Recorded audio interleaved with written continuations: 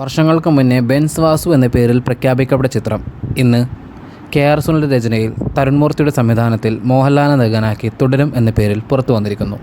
ചിത്രത്തിൻ്റെ പ്രധാന ആകർഷണം മോഹൻലാൽ ശോഭന കോംബോ, ജെയ്ക്സ് ബിജോയിൻ്റെ സംഗീതവും ഷാജി കുമാറിൻ്റെ ക്യാമറ, തരുൺ മൂർത്തിയുടെ സംവിധാനം, കെ.ആർ. സുനിലിൻ്റെ എഴുത്തുമാണ്.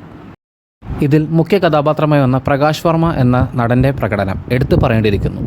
ചിത്രത്തിന് വളരെയധികം മികവ് അഥവാ ചിത്രത്തിന് വളരെയധികം ബലം അദ്ദേഹത്തിൻ്റെ പെർഫോമൻസ് നൽകുന്നുണ്ട്. ഈ സിനിമയ്ക്ക് എല്ലാ കഥാപാത്രങ്ങളും തന്നെ നല്ല രീതിയിൽ പെർഫോം ചെയ്ത് കൊണ്ടുപോകുന്ന ചലച്ചിത്രം ശരിക്കും പ്രേക്ഷകർക്ക് തിയേറ്ററിൽ ഒരു അനുഭവം തന്നെ നൽകുന്നുണ്ട്. മോഹൻലാൽ ടാക്സി ഡ്രൈവറായി എത്തുന്ന ചിത്രത്തിൽ ഒരു ഫാമിലി കഥയാണ് പറയുന്നത്. പിന്നീടുണ്ടാകുന്ന ചില വഴിത്തിരിവുകളിലൂടെ ചിത്രം നമ്മളെ വേറൊരു ഗതിയിലേക്ക് കൊണ്ടുപോകുന്നുണ്ട്. അത് കണ്ടു തന്നെ മനസ്സിലാക്കുന്നതാവും നല്ലത്.